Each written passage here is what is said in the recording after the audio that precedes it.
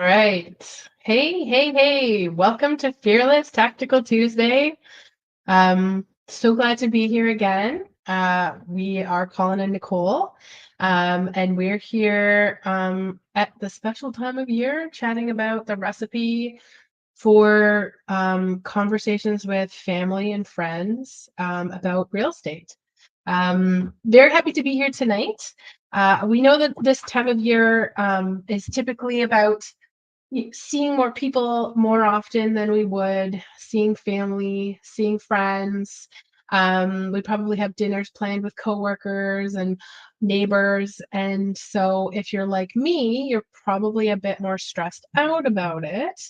And there's probably a lot of things on your mind. There's probably thinking about gifts and decorations and food and all this stuff. So the concept of having like these events as being networking and talking about what we're doing as real estate investors can be, for me, it's like the last thing on my mind. But we realize that it might be important to have a few tools and tricks to at least make yourself feel a little bit more prepared when we are starting to see all these people. And so we thought we'd come on tonight to give you a little bit of preparation, talk about what we've done in the past, what works for us, and hopefully you'll be able to utilize them a little bit in the situations that you have coming up. And hopefully you'll have a lot of really fun holiday gatherings coming up. So I'll let Colin introduce us. Nice. So, Colin and Nicole, we're Coast to Coast Homes Canada, and we're proud to be here on the Fearless Tackle Tuesday. We're big supporters of this group. We are members of the Ignited community, and just absolutely love it. We started investing in real estate around 2016. We did a little dabbling before, but we got into it around 2016 when we first kind of started, educating ourselves and peeking behind the curtain, seeing what's going on and how does real estate investing actually work. And since then, it's been nothing but rose petals and rainbows. Yeah, not all the time, but it's been really great. A lot of education, a lot of fantastic relationships with other investors, developing and learning and educating in this evolving market. And everything's always changing, and it's been a fantastic roller coaster ride, to say the least. And we're happy to be part of it. We're happy to be part of this community. And like I said, everybody we know. It's been fantastic, and we really appreciate all your help and support. Yeah. So I'm just going to tell everybody preemptively that I like when Mel talks about when she's on Mind Power Mondays, I'm so distracted by comments again. So I'm going to just apologize ahead of time and try to make sure we get all the comments up. And I also have to try to stay focused. I think it's a skill. I think it's a very important skill, but and Corey and Tiffany seem to have it down pat. I'm still practicing. I'm still learning here. But so I just wanted to say, everyone, so happy that you guys are able to join us tonight. So happy that you're going to be commenting. Hopefully if you have any questions and I catch them, we'll be able to answer them as well, because we'd love to be able to answer some real-time questions about what you might have when you are facing these conversations and facing these experiences and interactions as you are coming along. And so I think we'll just start at the top. I think we have 4 tips that we wanted to give you regarding what you might encounter. Maybe one or two more at the end as bonuses, because I just keep writing whenever I'm doing these things. So but the first one for everyone is really the one that we hear a lot, the one that Corey and Tiffany tell us in our boot camps, and any time that we're talking about this kind of thing on other Tactical Tuesdays, or when questions come up in our laser sessions with other Ignited members. The first major point is to don't fire hose your people. Don't fire hose your friends. Don't fire hose your family. It's so easy to do. All you want to do is talk about the stuff that you are excited about and passionate about. And I think us as real estate investors are so passionate about real estate investing. I remember conversations that we started having with people from different communities. So, people who are coming from a more corporate mindset were often blown away by how passionate everybody is. And it's really, I don't know if the corporate world has that much passion in the sort of cog, like level people where you're just sort of doing your regular 9 to 5. I mean, look at us. For us, it's 8 p.m. We got a babysitter to do this. We got a babysitter so we can do this. And I know that people come on here week in and week out, and so our passion is real. And I just want to honor that. But um not everybody's going to get that from the outset. And so if you go on to people about, passion, I think is great. I don't really think that I wouldn't ever want to, you know, dampen your passion, but going on and on about one thing, firehousing people, isn't the best thing to do. Um, One of the reasons that we found is because I think because people often think that we're in a cult. Because when you go on and on about something and try to get people to join you because you think what it is and what is so great about it, people are often worried that you're in a cult. And the more you go on about it, the more they're going to be listening for those sort of flag, like red flags, and they're going to worry.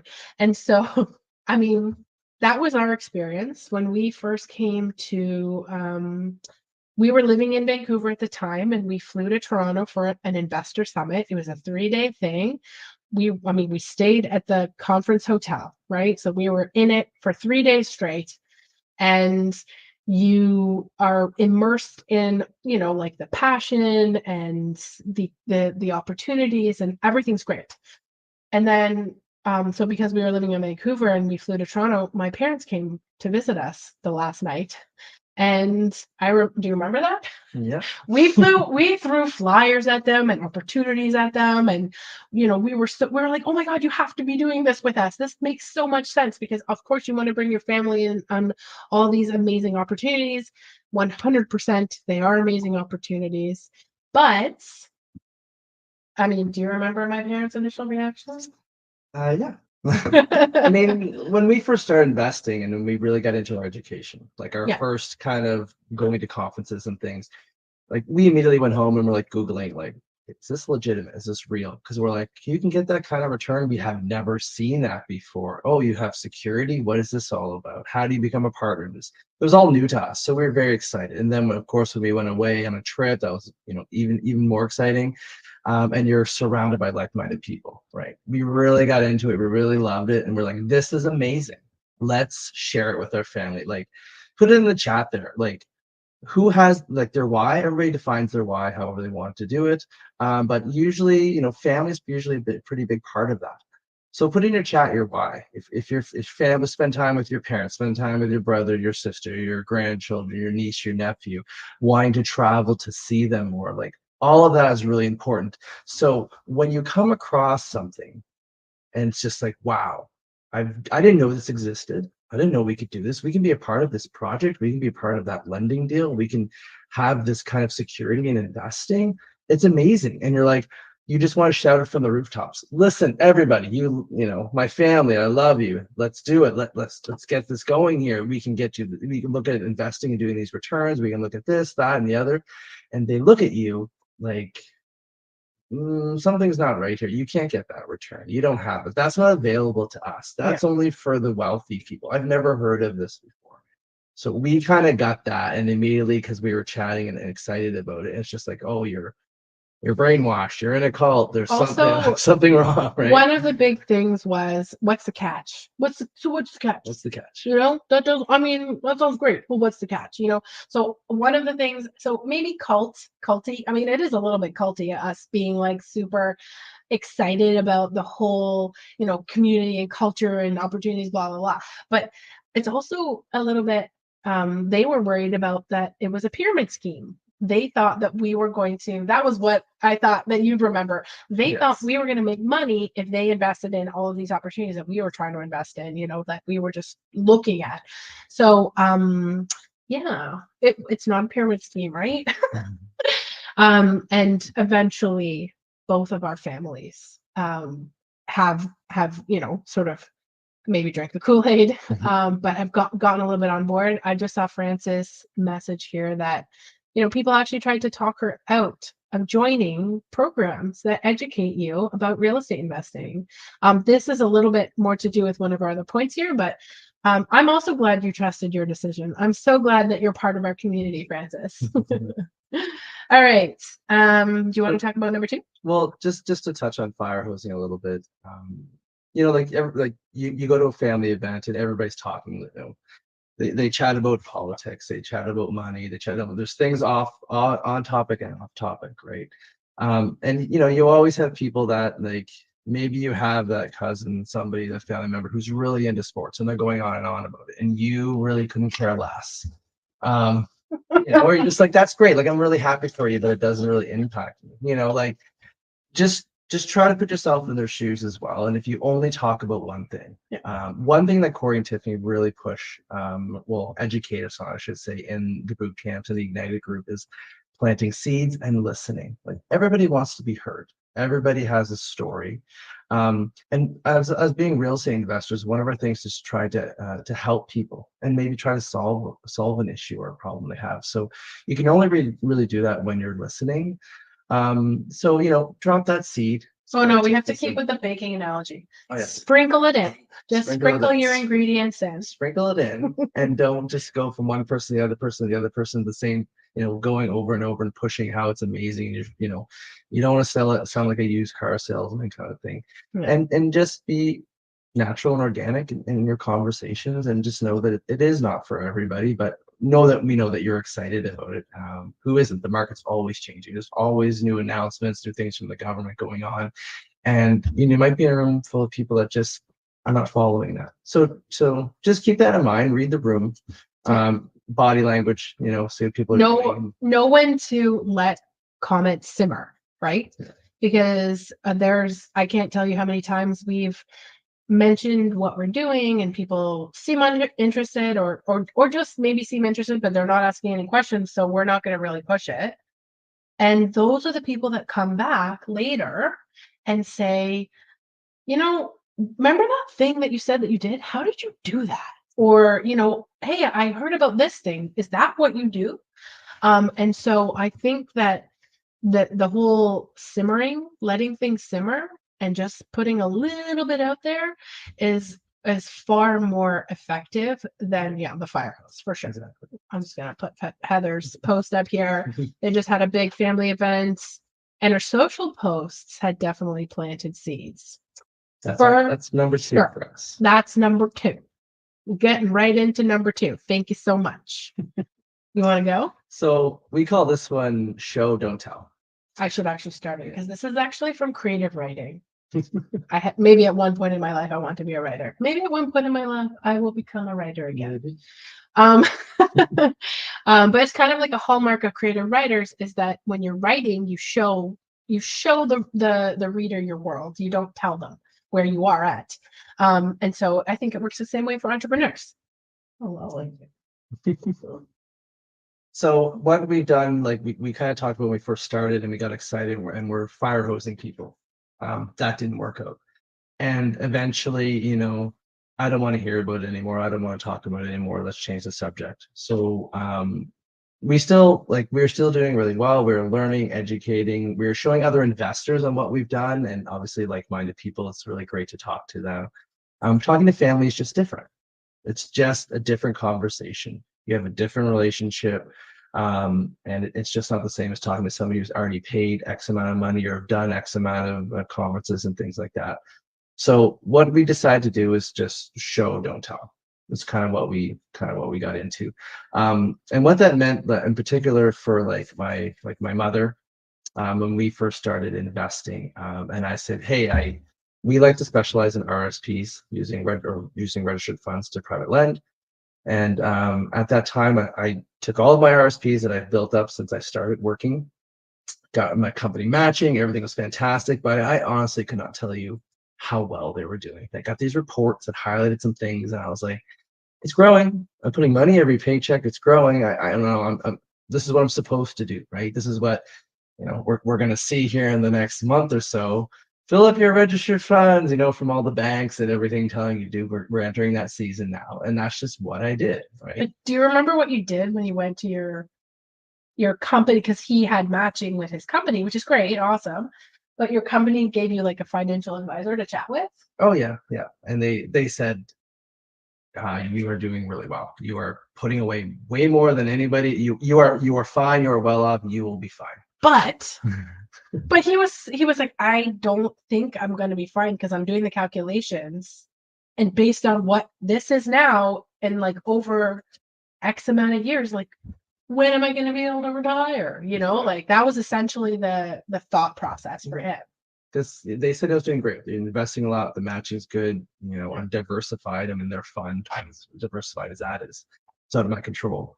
And yeah, they said I was doing really great. And I talked to other coworkers, and I started really young, and I put the maximum away that I could possibly put away, and it grew. It grew substantially, and it was great. But you're looking at a few $100,000, thinking like, well, if I'm going to retire X amount of years and I want $100,000 a year, for an example, salary, like, how is this going to work? Compound interest and things like that. Obviously, I can understand that, more complex things now, but at the time, I was just like, I don't understand how this is going to work. So, yeah, control and compound. That's right. So exactly. So what I ended up doing was we took all of my registered funds and we moved them into trust companies. Olympia Trust was one. There's Community Trust at the time. Computer Shares another one. And so what we did is we moved our money over there, and then we just started investing in these things that we heard about in our courses, in our conferences, in our circles. Other REITs, some private lending with other investors, syndicated mortgages, stuff like that. And I told my mom, I said, hey, Mom, listen, I just moved everything over, and I'm doing this, and it's all self-directed. I'm in control. I know exactly where every penny is. I know exactly what it's doing. It's going to be wonderful. This is a good example of show, don't tell. Never tell your mom. Yeah. So my mom previously had worked in the bank. Never tell his mom. And that was it. She said, and this is, I think, everybody loves the story, but my mom literally said, you're throwing your life away. All of the time and effort and energy you put into saving when you were young, you're throwing it all away. You're throwing your life away. I don't want to hear about it. That's when I said, okay, I can't talk about this anymore. She doesn't want to talk to me about real estate investing anymore. I'm like, okay. This is an extreme story. Yeah. But I mean, I'm sure people can relate. You can relate, put a comment in there when you start telling people you're moving vast amounts of money or your savings over, or making adjustments in your financial decisions and not listening to your parents, your friends, financial advisor who they've been using for 40 years, and they don't really know what's going on either with their money when they read the reports. It's just an envelope that they get every month and they just put in the garbage and shelves. I've seen it happen. So yeah, like I said, you know what? That's it. Here's what I'm starting out with. And we waited about a year. And then I just showed my mom my statement. Here's my statement now. Okay. Next year. Here's my statement now. And I had stopped actually contributing to my RSP almost at that time, but it was just growing. And she was just like, okay. And it took a few years. Internally, myself and many of you, like, your why is your family, and you want to support them and help them with your education. And my mom at the time was investing in GICs. GICs. So that's what she was doing. And it's hard to watch, you're just like, I have the means to help you. I have the means to do much better. Yeah, we're younger, faster, better generation. That's kind of stuff we talk to ourselves about. And younger, faster, better. And we've taken what they've taught us and we've added on to it. That's how we grow, right? That's how we grow as people, society. That's how we advance ourselves. But people are not susceptible. They don't want to have change. What I've done, I put my money under the mattress and this is it. I have friends whose parents have money. Literally under the mattress. Literally under the mattress, literally in the house, just losing buying power every year. But in terms of my mother, she was GIC, so a guaranteed return. As small as it was, 2%, whatever, around those, like 3%. That's what she wanted, and she was safe. So it took some time, and I was like, we can get you higher numbers, whatever it would be. And eventually she came around and she did one. And I said, let's just do a little one, let's do it.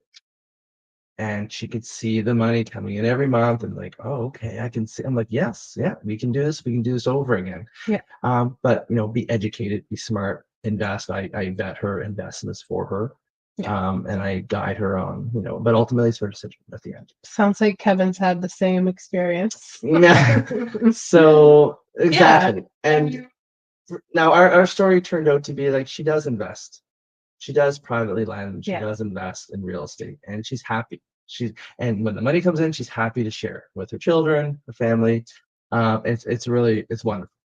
But just know that not everybody's going to do that. Yeah. Your parents, your friends, your cousins, coworkers, they may not ever do it, and that's okay. Yeah.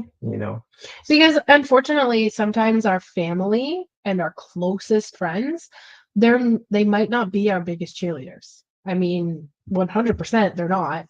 But you have to sort of give them almost like the benefit of the doubt, because even though like both of our parents do invest with us, like I said, they're not our biggest cheerleaders, especially in this community. We have so many amazing cheerleaders in this community. There's so much amazing support that I feel personally, so proud to be part of. And so when your family is not your biggest cheerleader, that can be tricky. But like I said, you kind of have to give them the benefit of the doubt, because I would say most of us here are extremely educated. Most of us here have spent thousands of dollars and thousands of hours, thousands and thousands and thousands of hours on our education. And that is not something you can distill in a 20-minute conversation. As much as you want to show them, it's just not something you can do. So one of the things that we've done, we've just stopped trying to educate them. We do not educate our family and friends. That is not our job. That is not what we're doing. We've led some of our friends to the Fearless community. It's their choice if they want to, take part in it and be, part of Tactical Tuesdays, which is an amazing resource, and some of the, guides and, products that you can have here, but it's their choice if they want to be part of it. So we've just stopped trying to educate them. We would just rather, go out and do the thing that we're doing. And then again, I'm going to use a baking pun. The proof is in the pudding. Once we get to a point where we are, we're doing what we wanted to do from the beginning, which is getting to travel to see our family whenever we want, or paying for them to come see us, yes. Because that's the hard part, right? Sometimes, like we're separated from our families because they are not in a financial situation where they can come see us. And I just want to be able to say, don't worry about it. Just come see us. Yep. Everything's paid for, or like we'll pay for your flight. All part of your why, financial freedom, to be able, it's not just for me to travel, it's for us to have family or friends come see us, and it's not a burden. Yeah. You're able to do that because of your education and what you put into practice. One thing I do want to say about show don't tell, don't show off. That's another thing. People don't like that. Obviously. It's really, what's really interesting is that we get two comments, and you can get them from the same person in one sentence after another. Just kind of like they talk about how risky real estate is and you should get out of it, and they're reading the headlines. And then the next point is that, oh, you're buying properties, you're wealthy, you're rich, you should have so much money. Why are you still driving for us, a 2009 Civic? Like our free kid car that worked, and 2 car seats in there. It's a little tight sometimes, but they expect you to roll up in the most expensive car and have all these lavish things and everything. And it's not a get rich quick. You can, flips, and there's been really great successful stories, especially in the recent history here, where people have made a lot of money, and congratulations, it's fantastic. But a lot of people do buy and hold, long-term buy and hold. So It's not get rich quick. It's not get rich quick. One of the things that we hear a lot is, like, if it's that easy, why isn't everyone doing it? And what I always say back to that is that I never said it's easy, but it's not overly complicated and it's not overly complex. But it's not easy. You just have to take time, work. It takes time. It takes work. Like, it's hard work, and it takes dedication. But that's the same as anything that's worth doing, right? Yeah. Like, I always, I don't know. People sometimes don't like when I say that, but that's what I always say. I'm like, it's worth the time. It's worth the effort. But yeah, it's not overly complex, but it's not easy. Yeah.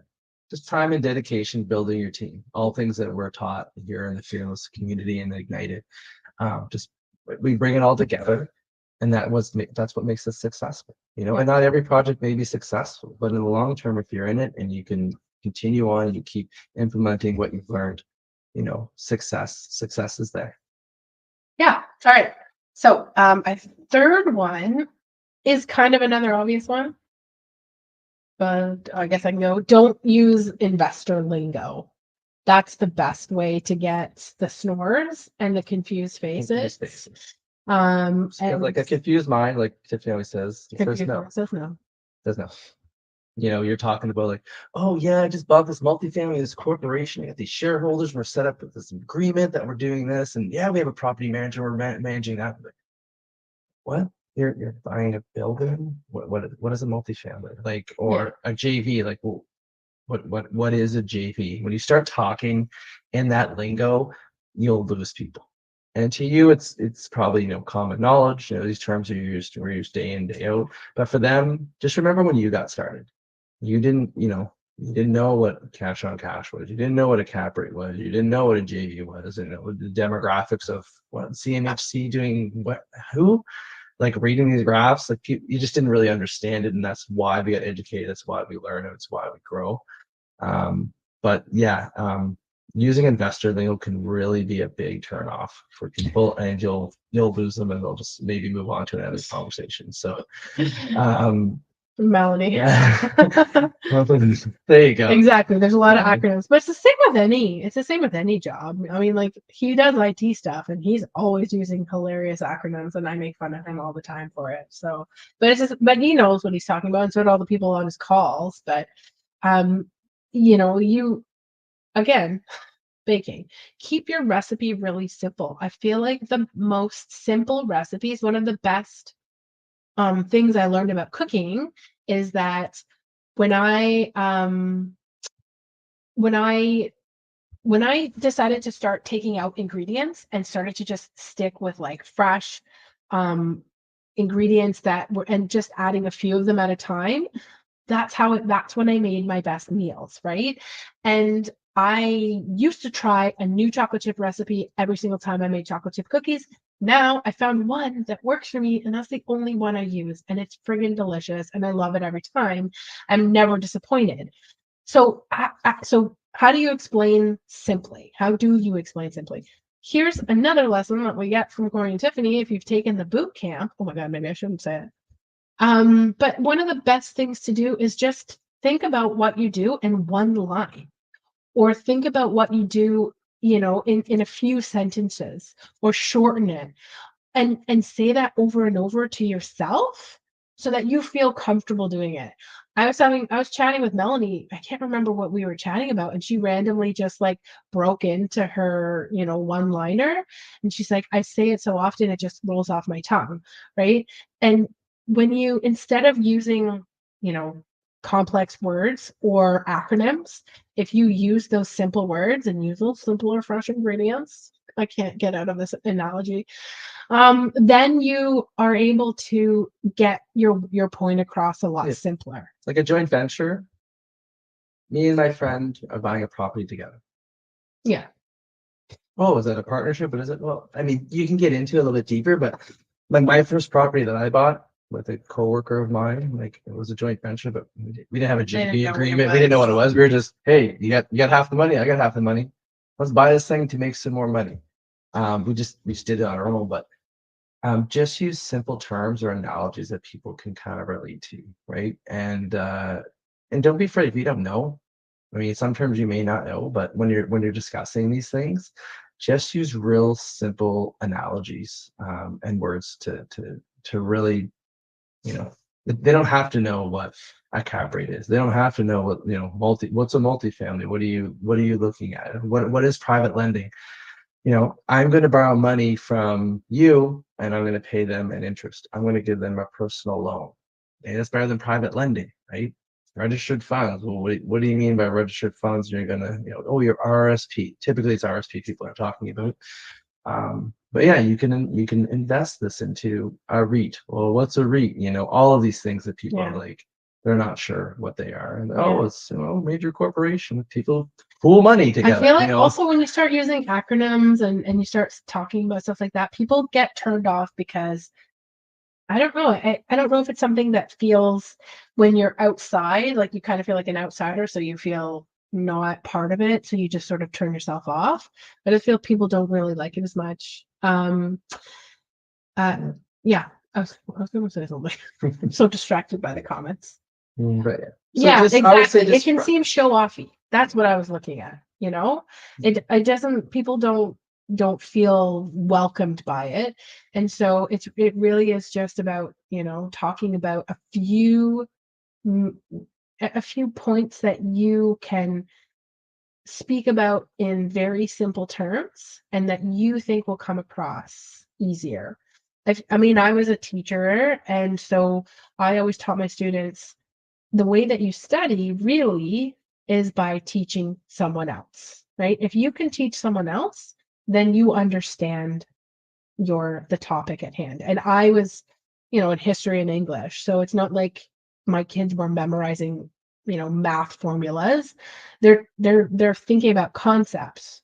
And so if you really know what you're doing in real estate investing, if you've taken the time and you understand the concepts and you understand your strategy and you understand your market and you understand whatever it is, like I know Crystal is going to be able to talk about burrs up and down from now till next Christmas, right? Crystal knows her burrs, and so that's not going to be a problem for her.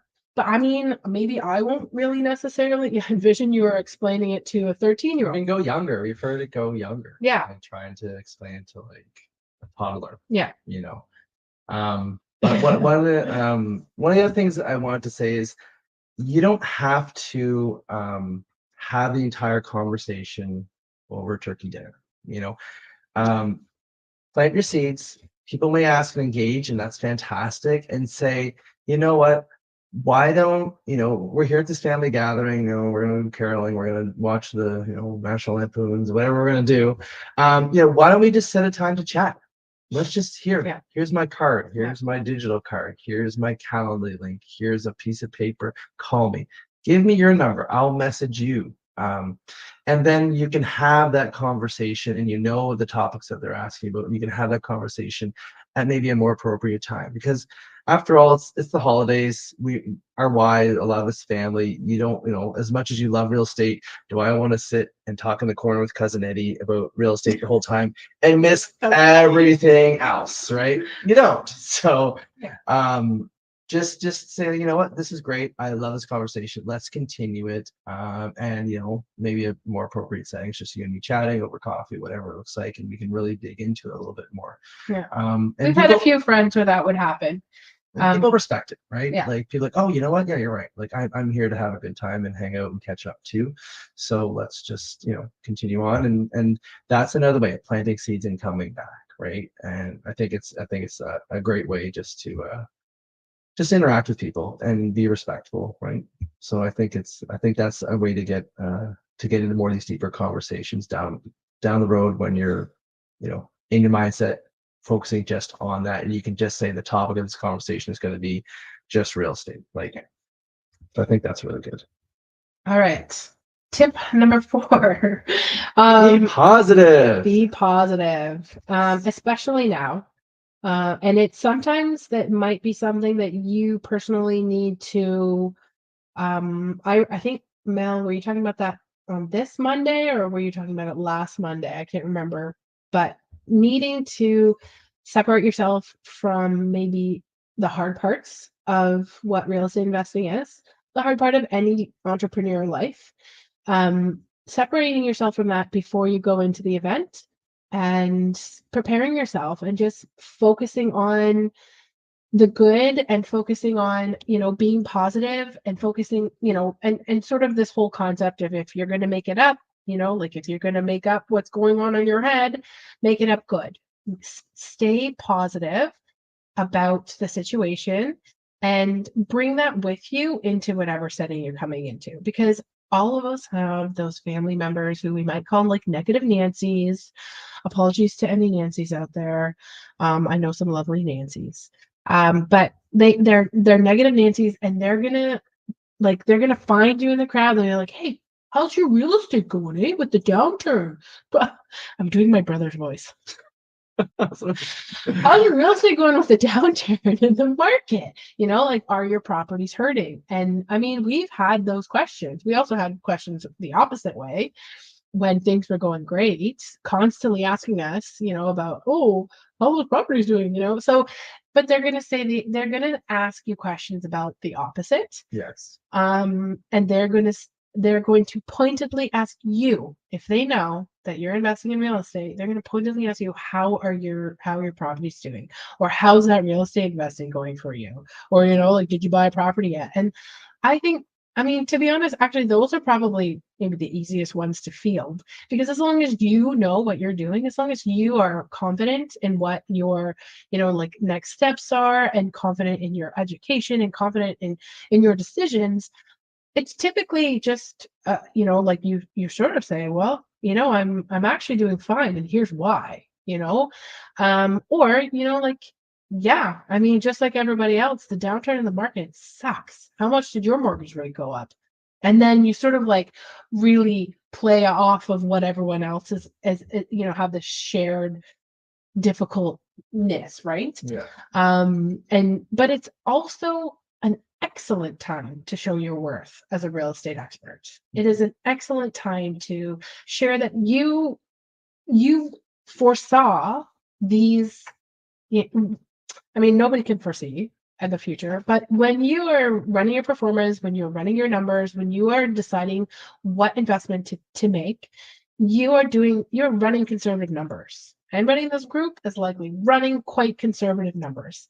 And so yes, there are difficult things happening right now, but we are the people that are taking the time to decide, hey, like, this property isn't performing and this capital could be used elsewhere.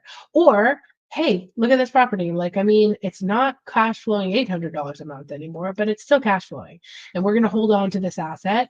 And we know that. And so, I mean, like we've been saying this whole time, you don't need to get into the nitty-gritty with people who maybe don't understand it or maybe don't want to know. Yeah. But you have that confidence, and you can say whatever you need to say to sort of either say, yeah, it sucks.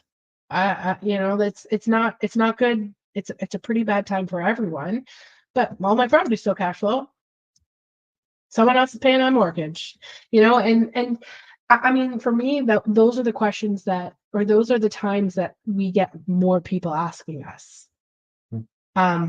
They'll be the people that will come back later and say, well, can you explain to me how that works? Those are also the people that feel like there's a catch. Yeah. For me, anyways. Where they're coming from, most, if they're not in this realm and learning about it like we are, just, we all look at the headlines. Yeah. Like, in the last few months, in all of our groups, including Fearless here, a lot of conversations are surrounding what's happening. Where are we going? How did we get here? What's happening? What are the next steps? A lot of people are asking the right questions, like, should we lock in? Should we not? Should we go into this sort of financing program? Should we convert this to a short-term rental so it cash flows and supports the other 3 units that are fourplex? Like, what can we do? Oh, affordability, that's a way to extend amortization or things like that. So there's ways that we can do it. Skip a payment, skip one mortgage payment a year. Banks will, ask them. They usually will allow you to do that. That can help you. So we have, like, when somebody comes at you, Nicole says, and just says, negative, negative, negative. Like, well, we're considering this, and considering that. Don't fire hose, but just be like, just show your worth, and you have education options. Oh, my one of my real estate investing groups, like, we're talking about this constantly. These are some of the things that people have implemented, and they'll be like, wow, okay, all right, I guess you know what you're doing. And I mean, a lot of people, there's highs and lows in every market. And we just have to be able to pivot and find the best way to move forward, right? Have multiple exit strategies, things like that. So I think that's really important. And like I said, where they're coming from, look at the news headlines that anybody's, COVID was going on, prices were skyrocketing, nobody could buy, interest rates were low, it was negative, negative, negative. Okay, now what's happening? Prices are dropping, mortgage rates are going up, negative, negative, negative. I mean, it's no matter what you do, like, negative sells, right? Yeah. And when we lived in Vancouver, um, I don't know, it was like front page news. This is pre-COVID. This is 2013. We moved there, I believe. Like, it was like almost front page news every day. Like, and this was just before we were really getting into real estate. We're like, it's just a topic that is just, I don't know, feels like an easy target. And the news is just like, it's expensive. Oh, this is happening. Affordability. Like, there's so many things out there, but there's so many solutions that our communities can kind of pull together and educate each other. I So think I think that's just, don't judge them from where they're coming from. Just try to, don't get your back up, and just kind of say, like, you know what, these are some of the things that we are considering. We do think about it all the time, and we're trying to figure out why, or this is how we can pivot or change our model. We know about rent to own. Maybe that's something we can look at. And we know about all these other kind of things that we can we have avenues, I guess is what I'm trying to say. We have options that we can explore, where most people who are not in this business just think, you buy a property, you're your own property manager, your own landlord, you got to deal with it, and that's what you do. And we all know that that's, you can't, it's hard to scale that way. So Yeah. just, we have a team. Yeah. Our team is working on it. We're working on it. We're getting education. We're investing in ourselves. So stay positive. And we hear it all the time. So we're just trying to say, like, stay positive. You are going to have some people who, no matter what you say and what you do, it's not, it's going to be negative. And chat with them, talk about it. It's great. But maybe you don't want to dwell and spend too much time there, because like we talked about earlier, like, show don't tell. Don't try to educate them on the spot. It's just going to be so difficult. And whether you have a year of experience, 6 months of experience, 10 years of experience, you can't cram all of that knowledge into a dinner, right? Yeah. And so just don't have those kind of expectations. And again, if you want to talk about it later, say, why don't we have a conversation about this later? And you can set a time when it's more appropriate to talk about it. And you can focus in on it, and be prepared, and have those conversations. And again, seeds dropping, they may come back to you in 6 months being like, you know what, that was a really interesting conversation you had. And I can see that you're still growing and moving ahead. So I think that's really great. One of the other things I also want to mention about was just the show don't tell. One of the things that we did is we opened up our social media. Again, this is something that Corey and Tiffany kind of talked about in the boot camp when we first started. Once we did that, and we saw a few people mention it here in the comments, post in the comments. If you posted this if you opened up your social media or made a new account for just your real estate investing, people's reactions to it, they kind of start seeing what you're doing. And then that's another way to show. You're not showing off, you're just kind of saying, like, hey, another day, this is kind of what we're looking at. Oh, we had this building under contract, it didn't work out. We had this happen. Or, hey, we got this, fantastic, everybody's winning, it's lovely. That really helped, particularly friends and family, because people in these circles are looking for that, and they're following people. Like, we always say, we don't know who's following you. There's tons of people who are silently watching. But friends and family, like, that's another way for you to kind of inadvertently show them what you're doing, and then they come to us. So one of kind of our rules was, we don't solicit from friends and family. We just don't. We fire hose. We did all that at the beginning, but we don't really solicit or get into that. We show them what we're doing, and if they're interested, a few of them have reached out, and it's just then the conversation kind of go because then they become open minded and they see what's going on, and I feel like that's really important as well. Just open up your social media. I would say Liz for sure merged them.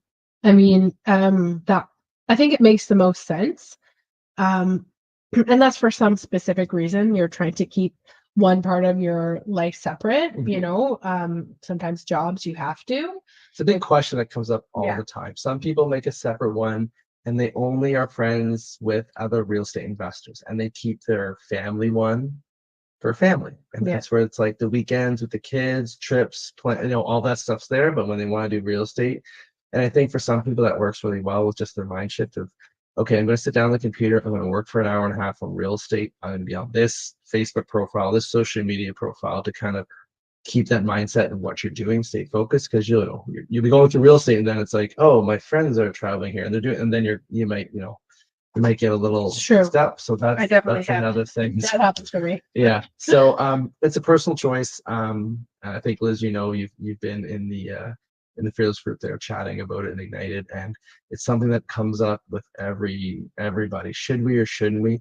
We chose to not. We have our company Facebook, and then we just have our personal one, and we post stuff on there, both personal and real estate related.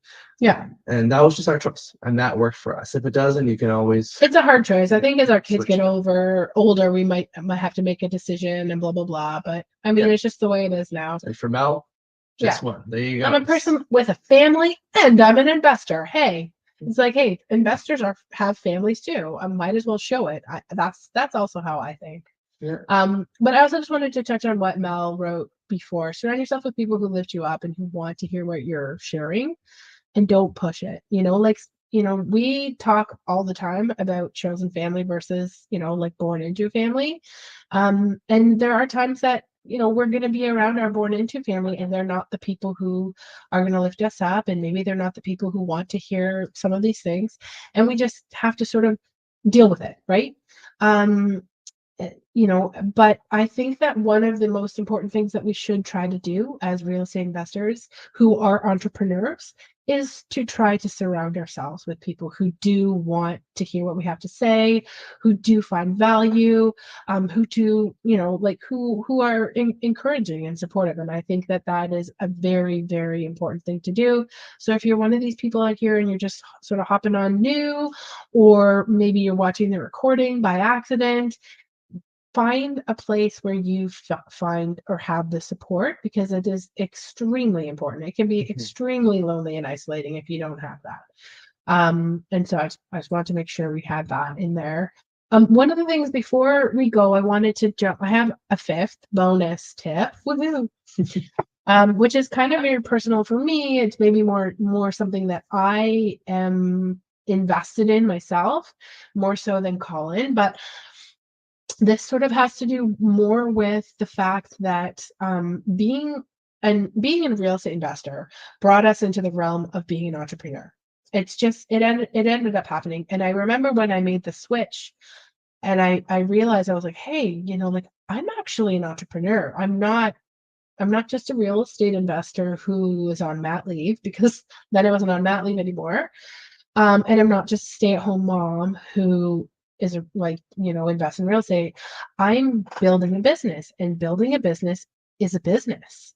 There are all kinds of resources and thought processes for entrepreneurs. And once I went into that world, I found true growth. I found growth in our business, in our vision for our business, our mindset, but I also found growth in personal growth, which tends to happen when you start getting into that realm, when you start asking questions and well, why do we do it this way, and why are people so afraid, and you start going in and asking those questions that are a bit more existential, and you something happens, and you start seeing the world a little bit differently. And one of the things that happened to me is that I actually feel that I've learned things. Like I really truly feel that I've learned things, and I want to be able to provide that service to others. And so, and it doesn't happen necessarily in a way in helping them invest in real estate. It's more like we've learned other kinds of lessons here, right? We've learned life lessons here, and we've by us asking ourselves these questions, these really big questions, life questions, like, what do we want? What is a vision statement? Like, when you get to a point where you sort of you start seeing that there is a world of possibility for you, you also then see the people who have a bit of blocks, I guess, or maybe who they can't see the world of possibility, or maybe they feel stuck. And again, I'm not going to firehouse. I'm not going to educate somebody who doesn't want the education. But I have been in situations where I'm looking for, or I'm not looking, but I've noticed like an opening where someone is saying something, and where old Nicole maybe would have said nothing because maybe it's not my place, or I don't feel like I have the power to say anything. Like, I don't know enough to make the suggestion. But now I don't. I feel like I will dig a little bit deeper, and when the person says it, and I will start saying, I'll give my, like, honest advice, and it comes right from my heart. I can feel that my heart is connecting to that person, and I will help them, like, maybe get to that place too. But really, just what I'm trying to say, long story short, is really just trying to make a connection, right? I think that one of the most important things that we do as our community, our kind of real estate investors, is we are always trying to be of service. We are always trying to add value into other people's lives for the sole purpose of that. Not to make money, not to have them invest with us, not to, like, sell them something. It is truly this need, and I see it in all of us. I see it in so many of us. We're so, you know, apt to just provide value and provide and just be of service. And I take that into my other world, and it often has nothing to do with real estate investing. And for me, that that always connects in other ways. Like, it always will come back to something like this. Something like real estate investing, or some other venture or something. And so I really encourage people, when they're going to these functions, to really sit and think, like, how can I be of service, and how can I add value? And I think that usually the opportunities provide themselves, because the reality is, it is a difficult time. It's a difficult time right now. It's difficult for everyone.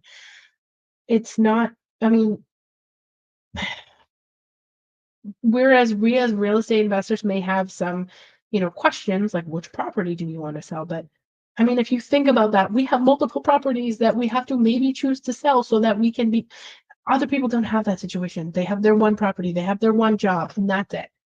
And so I really feel that we have a huge opportunity, to provide people with what they need. And I think that we can tap into that when we kind of sit and open our hearts with them. I think I just did a Mel. I think I just sat on a soapbox. Sorry, Mel. Yeah. But yeah, I mean, that's Kicks up here. part of what we do. Like, we have lots of conversations with people, and we're just trying to be of service and trying to help, in any way we can with our education. And when people are receptive of that, and they open up, like, once you really start opening up and peeling back those layers, we can really help each other and help people, and just grow together, right? It's not about investing with me, investing with you, and if you have money, or it's just about trust, building those relationships, and helping our community grow, because we all lift each other up.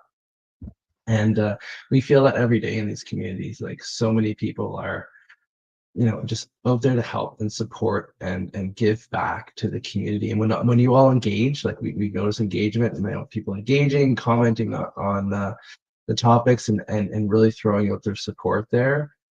It's fantastic, right? You have a problem that you don't think anybody else has ever dealt with, and you're alone, and you're in a dark place. I just don't know, like, I'm in this corner. What He's can I speaking do? from experience. It's like, put it out there. Yeah, And that's me telling him, put it out there. and you'd be surprised at what comes back. You'd be surprised, and I don't know why we're still surprised, but every roadblock, every speed bump, every barrier that we've kind of encountered over our years of real estate investing, everybody around us, they all been through the same thing. They all hit the same walls. They all want to, like, share their experiences, show how they've overcome.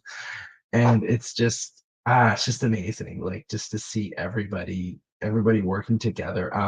One of the comments I've noticed, is I worked in the private sector, and we have other investor friends who are in the private sector, and some of them, just like, we all come to this conclusion. It's like, we're in this community, and, like, we're not competing. Yeah. We're not, going against each other. We're growing together, and they all have this realization. It's just like, I've never been in a community like this. Like, we're buying in the same area, and we're not competing, and we're not, like, We'll help each other. We'll help each other. Like, Yeah. consider this. What about this? And and everything, I believe, just comes full circle. You get what you give. You put it all out there. Yeah. People will help. So maybe we can just kind of recap our. Okay, yeah. Hope you like that, everybody. Maybe we'll just recap kind of what we're thinking of, just as you guys are preparing to drive to see family, fly to see family, have family visiting, going to see friends you haven't seen in a while. Maybe we'll just recap it. And so, number one, don't fire house. Make sure, because they'll think you're in a cult, or they think that you're in a pyramid scheme. So sprinkle it in and let it simmer. Number two, show don't tell. Make sure that you're just talking about your successes. I mean, talk about all the things. You're living your life as a real estate investing entrepreneur, right? And I think all of that is amazing. I don't know if there's anything else in here. Don't educate your family. Don't use investor lingo. And be positive as possible.